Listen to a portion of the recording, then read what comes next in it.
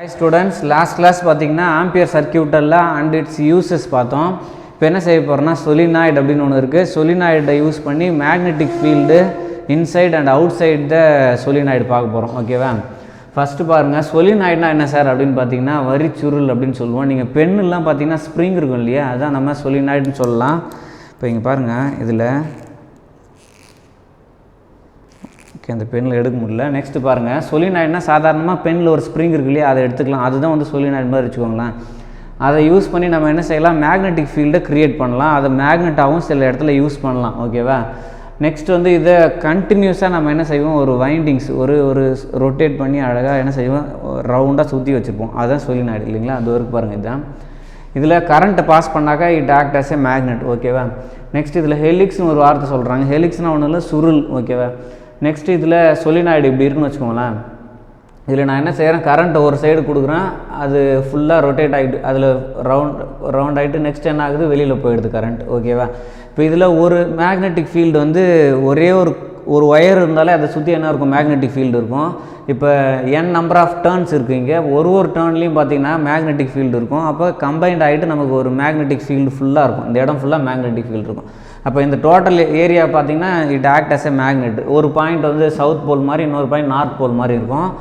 Next இதில் inside the solenoid suppose நான் என்ன செய்கிறேன் அந்த solenoidக்கு உள்ளார போய் பார்க்கும்போது மேக்னெட்டிக் ஃபீல்டோடைய வேல்யூ பார்த்தீங்கன்னா நியர்லி நமக்கு யூனிஃபார்மாக இருக்குது அப்படின்னு சொல்கிறாங்க. நெக்ஸ்ட் அவுட் சைடு பார்த்தீங்கன்னாக்கா அவுட் சைடு வந்து நெக்லிஜிபிளி ஸ்மால். இப்போ உள்ளே பார்த்தீங்கன்னா ஒரு 10 லைன்ஸ் இருக்குன்னா வெளியில் வந்து பார்த்தீங்கன்னா ஒன் ஆர் 2 லைன்ஸ் தான் இருக்கும். ஓகேவா? அதனால் வெளிப்பக்கமாக பார்த்தீங்கன்னாக்கா நெக்லிஜிபிளி ஸ்மால் அப்படின்னு சொல்கிறாங்க. அப்போ அவுட் சைடு த ஹெலிக்ஸ் இல்லை அவுட் சைடு த solenoid மேக்னெட்டிக் ஃபீல்டு 0 அப்படின்னு நம்ம எடுத்துப்போம். ஓகேவா?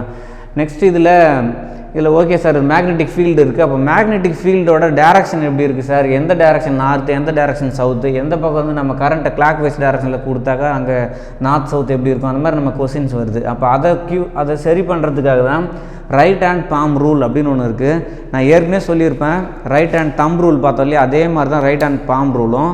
இதில் என்ன செய்கிறாங்கன்னா இது வந்து இந்த solenoidல அந்த ஹெலிக்ஸ்னு சொன்னோம் இல்லையா அதாவது அந்த சுருளில் இருக்கிற அந்த கம்பியோடைய ரொட்டேஷன் அந்த ரொட்டேஷன் திசை தான் இப்படி இந்த இடத்துல நம்ம என்ன செஞ்சுருக்கோம் ரைட் ஹேண்டில் எதை எடுத்துருக்கோம் அந்த ஸ்ப்ரிங்கை வச்சுருக்கதா வச்சுக்கோங்களேன்.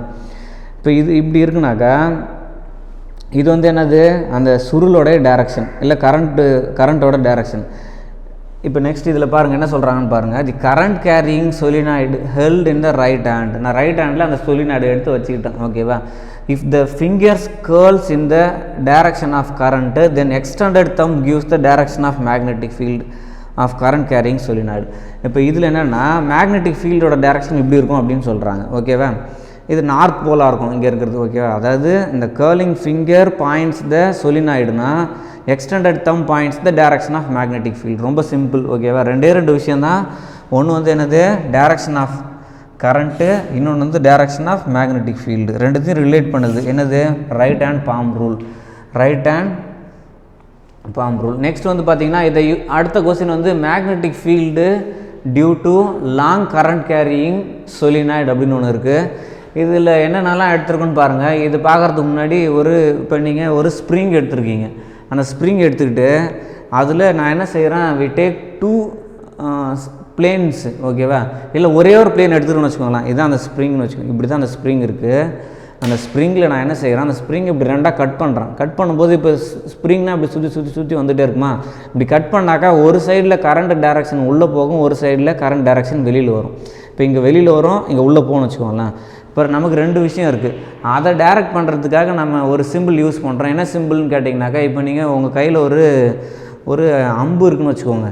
அதை நீங்கள் அது வில்லில் வச்சு வேகமாக இழுத்து விடுறீங்க. விட்டிங்கனாக்கா இங்கேருந்து பார்க்கும்போது அம்பு போகும்போது பார்த்திங்கன்னா உங்களுக்கு இன்ட்டு மார்க் மாதிரி தெரியும். ஒருவேளை அங்கேருந்து அம்பு இப்படி வருதுன்னா நமக்கு பாயிண்ட் பண்ண மாதிரி தெரியும். ஓகேவா? அப்போ இந்த சர்ஃபேஸில் மூவிங் டுவர்ட்ஸ் த சர்ஃபேஸ்னால் நமக்கு into point moving into the surface அதுலேருந்து வெளியில் வருதுன்னு வச்சுக்கோங்களேன். அப்போ அது வந்து பாயிண்ட் மாதிரி தெரியும். அப்போ இது என்னது பாயிண்ட் வச்சனாக்கா பாயிண்ட்ஸ் அவுட்டு உள்ளேருந்து வெளில வருது.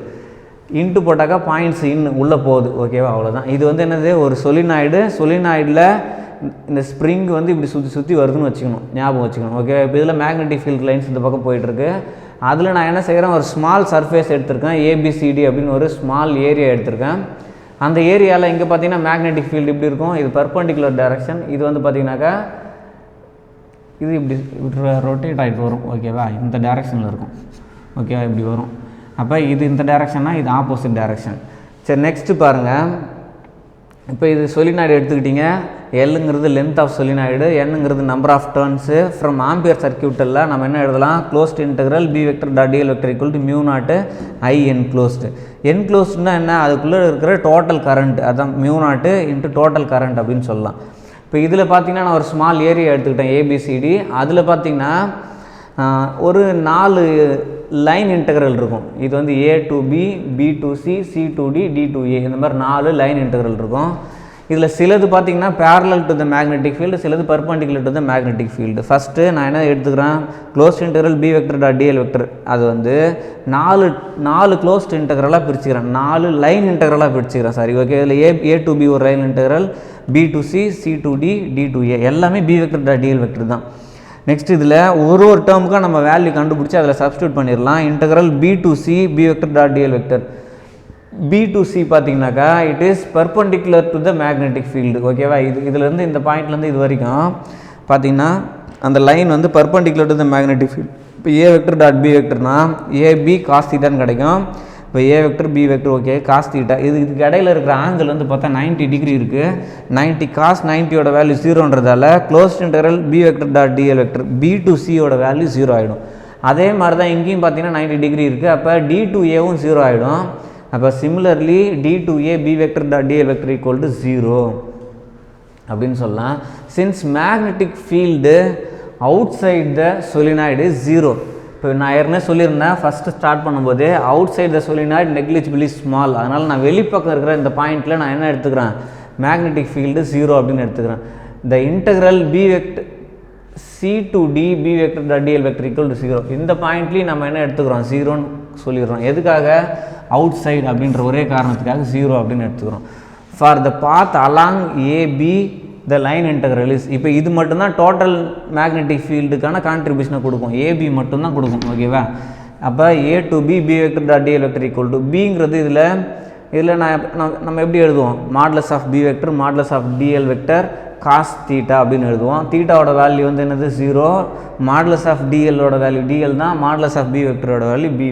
அப்போ என்ன ஆகிடுது, இது இந்த பக்கமாக வந்துடுது, பி வெக்டர் வெளியில் எடுத்துடுறீங்க, டிஎல் காஸ் தீட்டான்னு கிடையாது, காஸ் 0ோட வேல்யூ 1 ஆகிடும். இன்டெக்ரல் அதாவது B into integral A to B dl அப்படின்னு கிடைக்குது.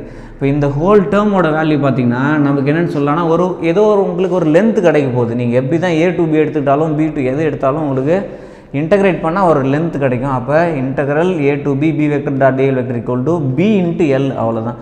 இப்போ இதுக்கு முன்னாடி இந்த பிஎல் இங்கே கண்டுபிடிச்சது இல்லையா, இதுக்கு முன்னாடி கொஸ்டினில் நம்ம ஆம்பியர் சர்க்கியூட்டலால் மியூ நாட்டு என்ஐ அப்படின்னு எழுதுக்கலாம். மியூ நாட்டு ஐன்னு போடுவோம், அங்கே என்ஐன்னு ஏன் போடுறேன் சார் அப்படின்னு கேட்டிங்கன்னா என்னங்கிறது நம்பர் ஆஃப் டர்ன்ஸ், அவ்வளோதான். அப்போ இதிலிருந்து B equal to mu naught NI by எல்லுன்னு எழுதிக்கலாம். என் பை எல் இங்கே இந்த ஃபார்மில் அவங்களுக்கு ஞாபகம் இருக்கும், N is equal to N into L. என்னங்கிறது நம்பர் ஆஃப் டர்ன்ஸு, எல்லுங்கிறது டோட்டல் லென்த்து. அப்போ டோட்டல் டர்ன்ஸ்னாக்கா என் ஈக்குவல் டு என்எல்னு போடுவாங்க. அதாவது ஸ்மால் என்னென்னு பார்த்தீங்கன்னா number of turns per unit length, the number of turns per unit length is given by, இதான் ஸ்மால் என். அதை என் பை எல்லுன்னு போடுறோம். அதை நான் இங்கே சொன்னேன், என்ன number of turns per unit length, இது டோட்டல் லென்த்து. இப்போ இது number of turns total turns இது.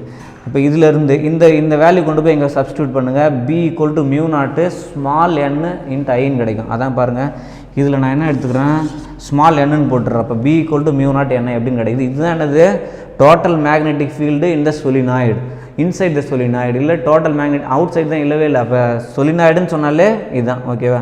என்னங்கிறது என்னது, கான்ஸ்டன்ட் ஃபார் கிவன் சொலினாய்டு, ஓகேவா. சரி, நெக்ஸ்ட் வந்து பார்த்தீங்கன்னாக்கா உங்களுக்கு நெக்ஸ்ட் ஒரு டாபிக் கொடுத்துருக்காங்க, அதாவது டெராய்டு அப்படின்னு ஒன்று இருக்குது, டொராய்டுன்னு ஒன்று இருக்குது. அதை பற்றி நம்ம நெக்ஸ்ட் செஷனில் பார்க்கலாம். தேங்க்யூ.